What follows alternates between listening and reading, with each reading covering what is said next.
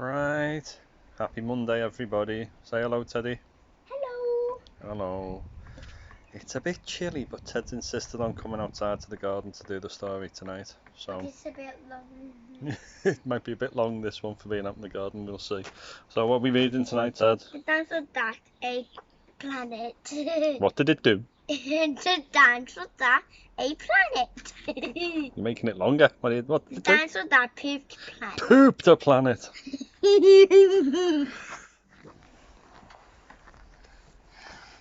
Danny and Dinosaur like to have fun. Some days they had lots, some days they had none. That looked like a pumpkin, but it's a ball.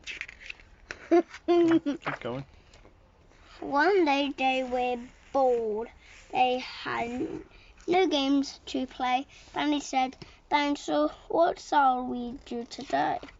We could mow the lawn. Mow the lawn. We could tidy the place. We could do our chores, or we could go to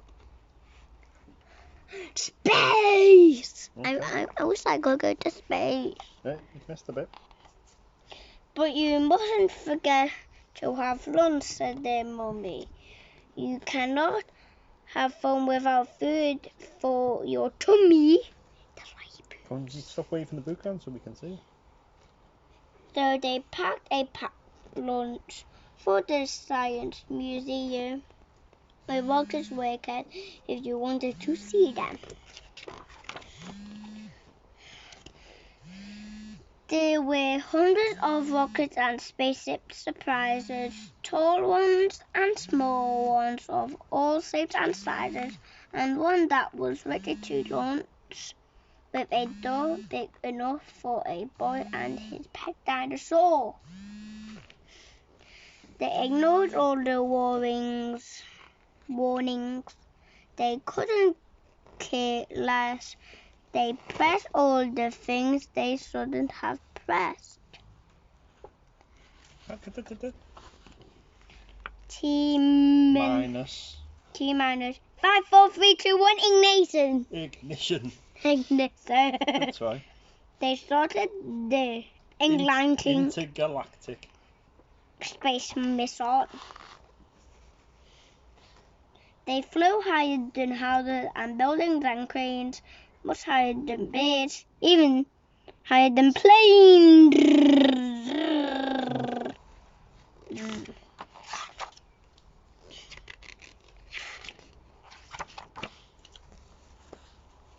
We're in space, Danny yelled as they floated around, but the dinosaur's tongue made a rumbling sound. I was going to read that, but then there was nothing.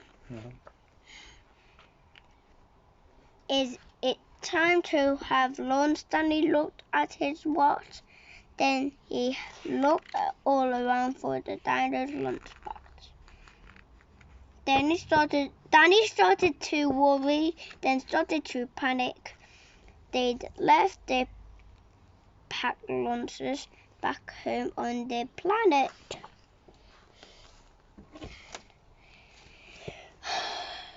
So with no food on board, not the smallest of crumbs, a disastrous dinosaur feast had begun. It gobbled up gadgets and gizmos galore. Nothing was safe from the space dinosaur.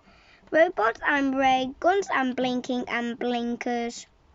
Eating things thought up by NASA's great thinkers. The hyperdrive gamma reactor machine was swallowed along with the space tractor beam. Put the book down so I can see the words. It cooed and it climbed on the spaceship controls. The rocket was dotted with dino tooth holes.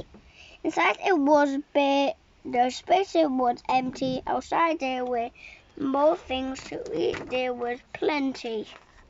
Down the bottom. It broke down the door with a cool ninja chop out in space, dinosaurs are much harder to stop. Stop.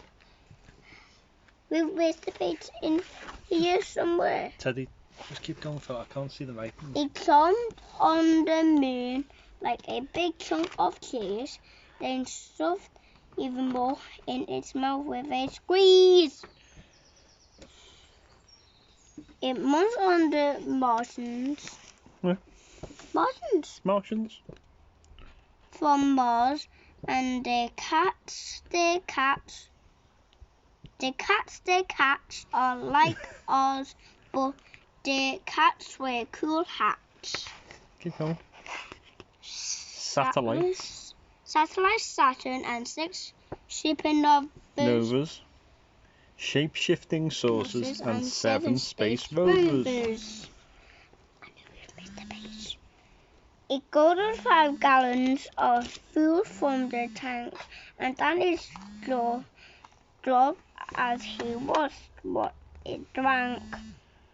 With a crunch and a crack and a nom, in one dino globe, the rocket was gone. Now nothing was left. All Danny could see was a fat dinosaur where the rocket should be, and so they were stranded with no way back home. Just Danny and Dino in space, all alone.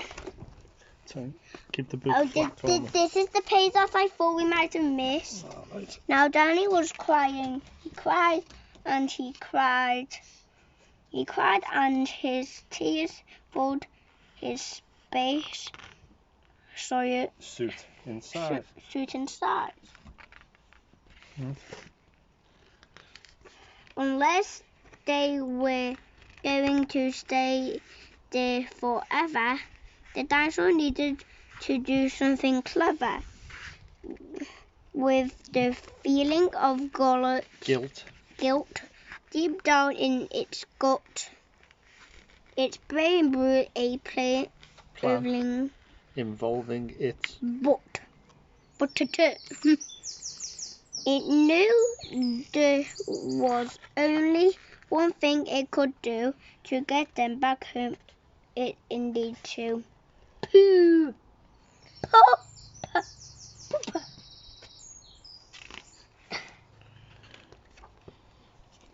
Yeah, go on then.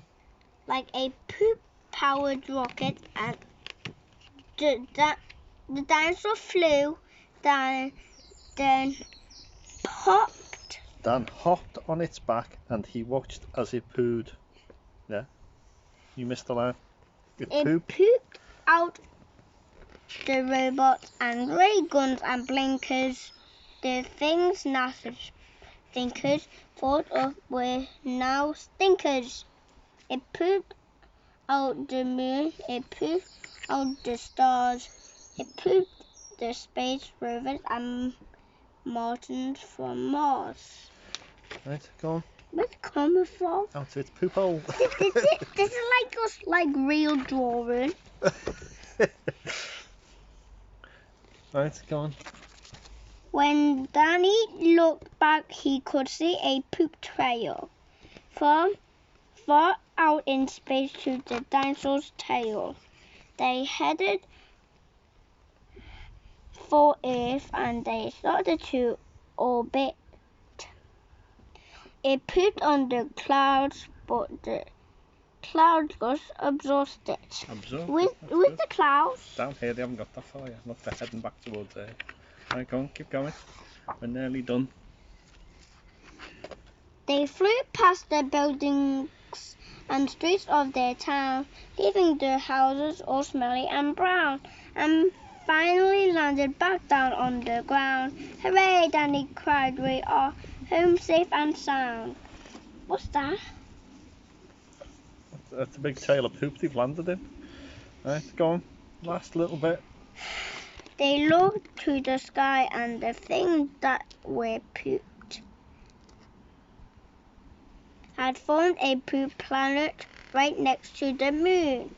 And so Danny promised to listen to Mummy because food is not born without food for your mum. This is not the last bit. And just when you thought all the pooping was done, a Mars cat plopped out of the dinosaur's bum. Lovely. Right, say goodbye. Goodbye, we still need this one. We got the dinosaur. No, we haven't. Oh, what a... Say bye-bye. Bye-bye. Bye-bye.